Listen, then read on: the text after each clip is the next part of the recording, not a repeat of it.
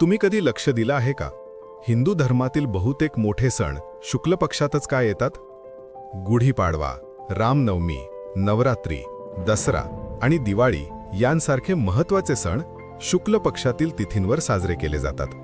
यामागे फक्त परंपरा नसून चंद्र आणि निसर्गाशी जोडलेले आध्यात्मिक कारण आहे. हिंदू पंचांगानुसार शुक्ल पक्ष म्हणजे चंद्राची वाढणारी अवस्था, म्हणजे प्रतिपदा ते पौर्णिमा. या काळात चंद्राचा प्रकाश आणि ऊर्जा दररोज वाढत जाते. म्हणून शुक्ल पक्ष हा वाढ, नवीन सुरुवात, यश आणि सकारात्मकता यांचे प्रतीक मानला जातो.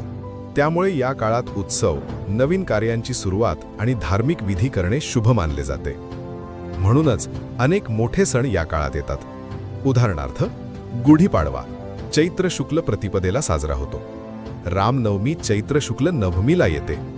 नवरात्री आश्विन शुक्ल पक्षात साजरी केली जाते. दसरा आश्विन शुक्ल दशमीला येतो. दिवाळीतील लक्ष्मीपूजन कार्तिक शुक्ल पक्षात केले जाते.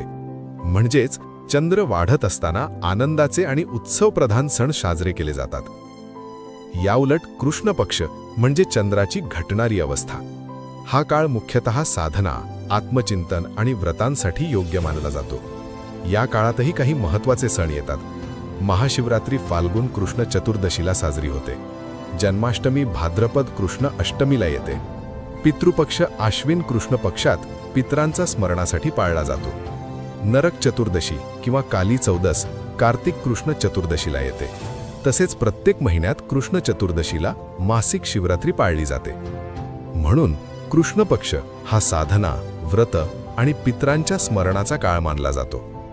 यावरून स्पष्ट होते की हिंदू धर्मातील सण हे फक्त परंपरा नाहीत, तर ते निसर्गाच्या चक्राशी आणि चंद्राच्या ऊर्जेशी जोडलेले आहेत. आपल्या पूर्वजांनी चंद्राच्या वाढ आणि घट यानुसारच सण आणि धार्मिक विधी ठरवले आहेत.